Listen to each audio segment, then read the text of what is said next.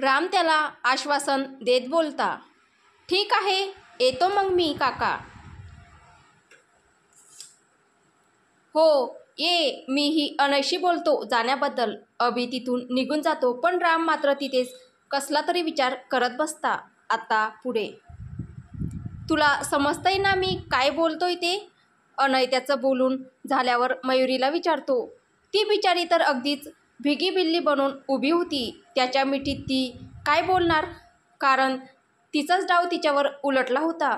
कुठे ती अनयला धडा शिकवणार होती आणि कुठे त्याने तिला स्वतःच्या मिठीत जखडून ठेवलं होतं. मयुरीने फक्त मान हलवून होकार दिला. मग पुन्हा असं करशील? तो पुन्हा एकदा तिला विचारतो. ती पुन्हा मान हलवून नकार देते. That's like my good girl.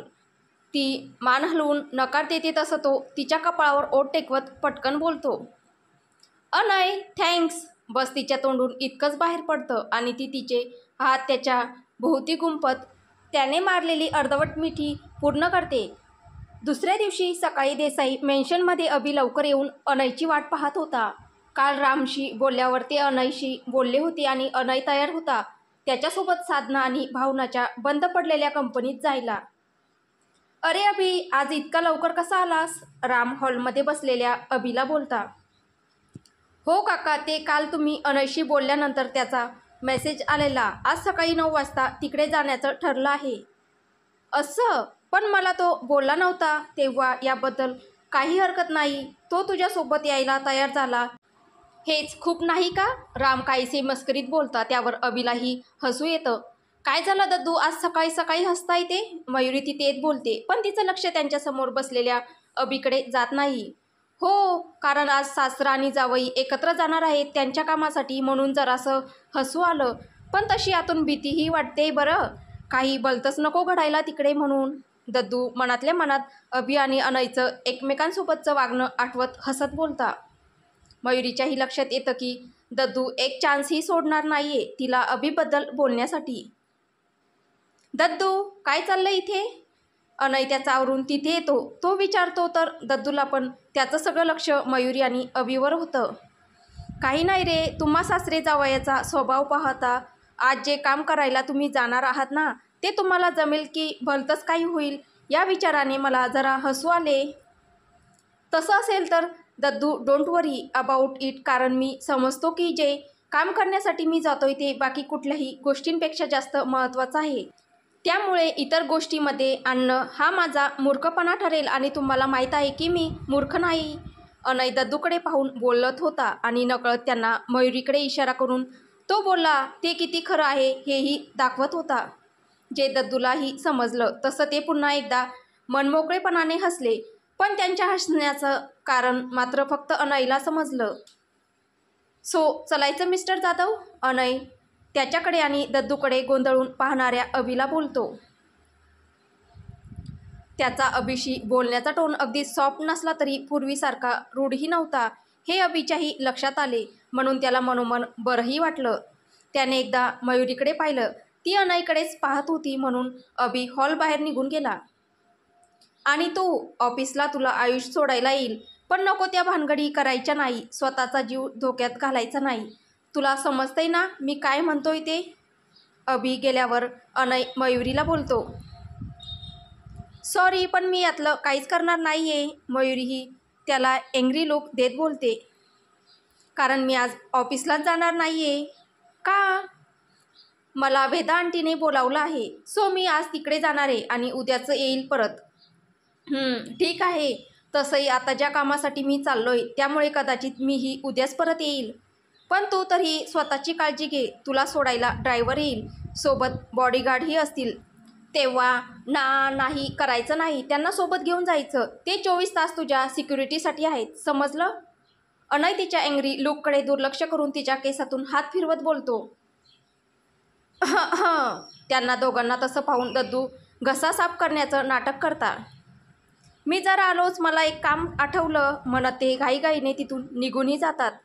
पण तरीही अनय काही तिच्या केसातून हात फिरवणं थांबवत नाही. हे पाहून मयुरी चिडते. अनय काय करतोय मूर्ख? समोर दद्दू उभे होते, ते सुद्धा तुझं वागणं पाहून निघून गेले. किती विचित्र वाटलं असेल त्यांना. काय विचित्र वाटायचं आहे त्यात? मी माझ्या बायकोच्या केसातून हात फिरवला फक्त, थोडी ना तिला सगळ्यांसमोर किस केलं. अनय तिला अजून चिडवत बोलतो. अरे तुझ्या जिभेला काही हाड आहे का नाही? दद्दू बोलत होते. तेच बरोबर, तू मूर्ख आहेस. आणि मगाशी कसले इशारे करत होतास रे दद्दूशी बोलताना माझ्याकडे पाहून? ते होय, अगं त्यांना सांगत होतो, म्हणजे आठवण करून देत होतो की त्यांच्या एका शब्दावर मी तुझ्याशी लग्न करायला तयार झालो. मग मी मूर्ख कसा असेल? म्हणजे मला नाही समजलं, मयुरी न कळून बोलते. बाळ, त्याच्यासाठी छोट्या मेंदूची साईज ही जरा मोठी असावी लागते आणि ती तुझी नाही आहे. त्यामुळे त्या बिचाऱ्या मेंदूवर जोर देऊन त्याला त्रास नको देऊस. अनय परत तिच्या केसातून हात फिरवत लहान मुलांना समजावतात तसं समजावून सांगत होता. आणि मयुरी तीही खरंच एखाद लहान मूल खूप महत्त्वाची गोष्ट ऐकताना जसं समोरच्या व्यक्तीकडे पाहत असतो तसंच त्याच्याकडे पाहत होती. पण तिची खिल्ली उडवणाऱ्या अनयला अचानक रडू यायला लागलं.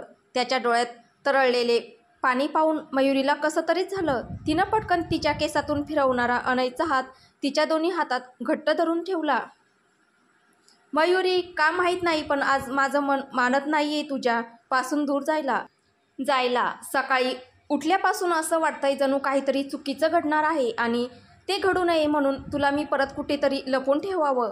मला खूप जास्त त्रास होतोय याचा. समजत नाही आहे की हा माझ्या मनाचा भास आहे की खरंच तसं काही घडणार आहे.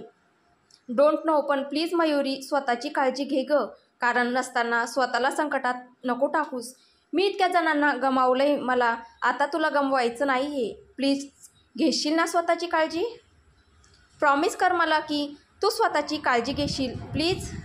अनय तिच्या नजरेत पाहत त्याचा दुसरा हात तिच्या गालावरून फिरवत बोलतो.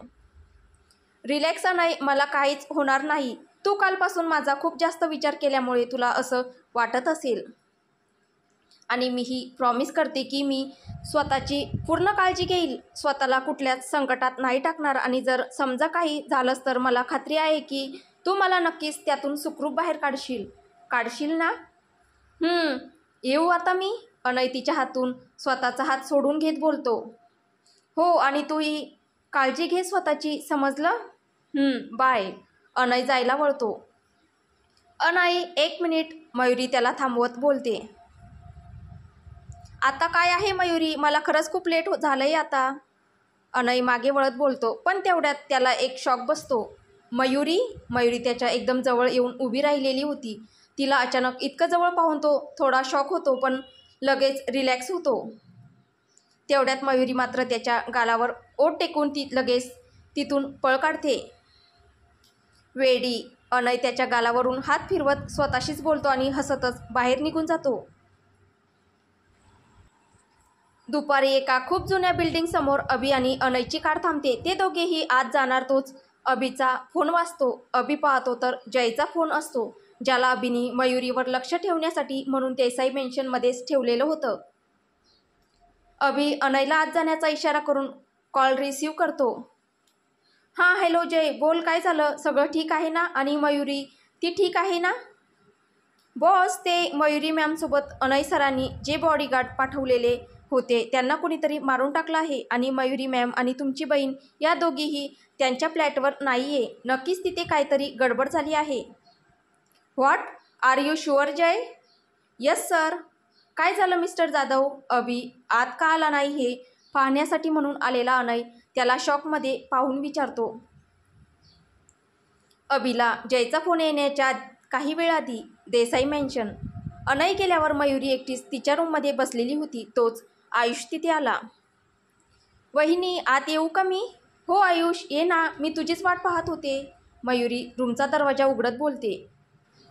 आपलं काम झालं? मयुरी आत आलेल्या आयुषला विचारते. काम तर झालंय वहिनी, पण तुला वाटतं आपण जे करतोय ते बरोबर आहे? नाही म्हणजे भाईला समजलं तर तो चिडेल खूप. मला माहीत आहे आयुष, पण तो इतकं सगळं करतोय सत्य जाणून घेण्यासाठी, मग मी का प्रयत्न नको करायला? मला वाटतं की मीही त्याची मदत करावी या सगळ्यात. पण वहिनी, तुला माहीत आहे ना त्या दिवशी तू कुणाला कॉल करत होती? मग तरीही मला त्या नंबरचे डिटेल्स का काढायला लावलेस? माहीत नाही का आयुष, पण मला माझं मन सांगतंय की काहीतरी आहे जे माझ्या हातातून सुटतंय, काहीतरी चुकीचं जे नजरेसमोर आहे पण तरीही दिसत नाहीये, समजत नाहीये. म्हणून मी ठरवलं की तेव्हा घडलेली प्रत्येक गोष्ट कसून तपासायची, कुठे ना कुठे काही ना काही तरी नक्कीच सापडेल. म्हणून मी त्या दिवशी घडलेली प्रत्येक गोष्ट आठवली आणि तेव्हाच हा नंबरही आठवला. मला माहीत आहे हा नंबर कुणाचा आहे, पण तरीही एकदा खात्री करावीशी वाटली. म्हणजे वहिनी, तुला माहीत आहे हा नंबर कुणाचा आहे? म्हणजे तू मिस प्रिया निंबाळकरांना ओळखते? मीडिया क्षेत्रातील एकेकाळचं नावाजलेलं नाव आहे हे. तसे तर सगळेच त्यांना ओळखता. तुझ्याकडे त्यांचा पर्सनल नंबर आहे. वा, ही तर खरंच कमाल झाली. पण वहिनी, मला मिळालेल्या माहितीनुसार त्यांचं 7-8 वर्षांपूर्वीच निधन झालंय. मग आता तुझ्याकडे हा नंबर कसा? मला काहीच समजत नाहीये. आयुष बोलतच होता आणि मयुरी ती फक्त शॉक होऊन त्याच्याकडे पाहत होती. हे सगळं तिच्या एक्सपेक्टेशनपेक्षा पूर्ण वेगळं होतं. तिला वाटलेलं त्या व्यक्तीचा हा नंबर नव्हताच. म्हणजे त्या दिवशी मयुरी पूर्ण ब्लॅक झाली होती. तिला काहीच समजत नव्हतं. आयुष, मला आता जायला हवं. एक खूप महत्त्वाचं काम बाकी आहे, ते करायचंय. मयुरी मनाशी काहीतरी ठरवत बोलते. अगं पण वहिनी, भाईने विचारलं तू कुठे आहेस तर त्याला काय सांगू? तो रागावणार परत कालसारखाच.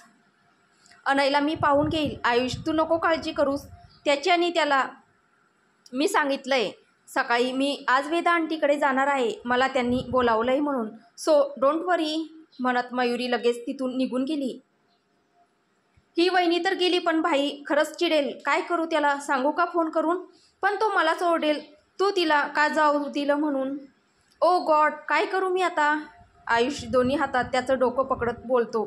शेवटी तो त्याच्या मोबाईलवर अनयचा नंबर डायल करतो. अनय आणि अभि काहीच वेळात साधना आणि भावनाच्या बंद पडलेल्या कंपनीच्या त्या बिल्डिंगमध्ये येतात. खूप वर्ष झाले पण तिथे कोणीच न आल्याने त्या जागेवर फक्त धुळीचं, जाळ्याचं, किड्यांमुंग्यांचं आणि उंदराचं साम्राज्य होतं. अनय आणि अभिने त्या दोघीच्या केबिन चेक केल्या, पण तिथे त्यांना काही नाही सापडलं. म्हणून मग ती बाकी लोकांच्या केबिन चेक करायला सुरुवात केली. अजय आणि संजयची केबिन चेक करून झाली, पण त्यांना तिथे काहीच नाही मिळालं. आता फक्त एकच केबिन बाकी होती, ती म्हणजे निंबाळकर बहीण भावाची. अनय आणि अभि दोघेही आत गेले. खरं तर इतकी वर्ष झाली होती या सगळ्याला की तिथे काही सापडणं खरंच खूप जास्त अवघड होतं. पण तरीही ते दोघेही माघार घ्यायला तयार नव्हते. त्यांनी आशा सोडली नव्हती. ते शोध घेतच होते. अनय, हे पहा. अचानक अभि बोलतो. काय झालं मिस्टर जाधव? अनय अभिजवळ येत बोलतो. हे कपाट पहा. इथली प्रत्येक वस्तू किती जुनी आहे, पण याच्यावरची धूळ साफ केली तर अगदी नव्यासारखं, जणू आताच नवीन घेतलंय असं वाटेल.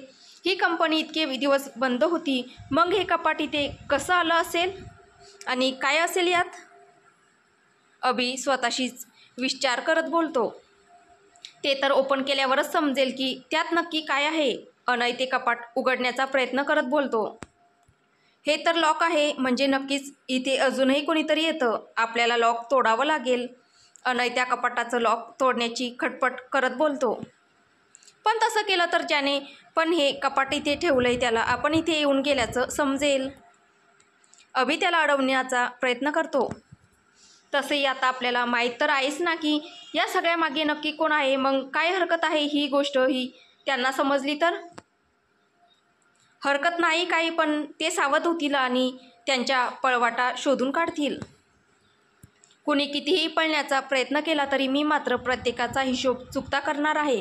कुणालाच सोडणार नाहीये मी. अनय लॉक तोडत बोलतो. हे सगळे कागदपत्रे कसले आहेत नक्की? अनय एक एक कागद चेक करायला लागतो. हे तर त्यांच्या विरुद्धचे पुरावे आहेत, पण हे इथे असे का ठेवले असतील? अनय विचार करत होता. कदाचित त्या व्यक्तीला माहीत होतं की आपल्यापैकी कुणी ना कुणी तरी इथे नक्की येणार, म्हणून त्याने हे पुरावे इथे ठेवले. हे बघ, काही फोटोज पण आहेत. आणि हे ॲड्रेस कसले आहेत? अभि एक कागद अनय समोर धरत बोलतो. हे तर ह्याच शहरातील काही कंपन्यांचे ॲड्रेस आहेत आणि माझ्या माहितीप्रमाणे या सगळ्या कंपन्या बंद पडल्या आहेत. अशाच अनय केबिनवर नजर फिरवत बोलतो. हे पहा, हा ॲड्रेस तर इथे जवळच आहे. आपण 1 तासात तिथे जाऊ शकतो. असं असेल तर मला वाटतं एकदा जाऊन यावं. कदाचित जी काम ते साधना आणि भावनाच्या अप्रोक्ष इथे करत होते, कदाचित तीच कामं त्यांची तिथे चालू असेल. मला पटतंय तुमचं म्हणणं. अनय त्या पेजचा एक फोटो काढून घेतो आणि कुणाला तरी सेंड करून फोन लावतो. हॅलो, मी तुला काही ॲड्रेस पाठवले. मला त्या कंपन्यांचे किंवा ज्या जागा आहेत त्यांचे सध्याचे आणि 20 वर्षांपूर्वीचे मालक कोण आहेत याचा शोध घेऊन पटकन सांग. एवढं बोलून तो लगेच कॉल कट करतो. चलायचं मग? अभि विचारतो. तसं अनय हो म्हणून मान हलवत त्या कंपनीच्या बाहेर जातो. त्याच्या पाठोपाठ अभिही जातो. तसं एक सावली जी इतका वेळ त्यांच्यावर नजर ठेवून होती ती बाहेर येते आणि त्या लॉक तुटलेल्या कपाटाकडे पाहून कुत्सितपणे हसते. तर पुढे काय होईल हे आपल्याला पुढच्या भागात पाहायला भेटेल. तुम्हाला ही कथा कशी वाटते आहे कमेंटद्वारे नक्की कळवा. आणि कथा आवडत असेल तर व्हिडिओला लाईक करा, शेअर करा आणि चॅनलवर कोणी नवीन असेल तर चॅनल सबस्क्राईब करा. धन्यवाद.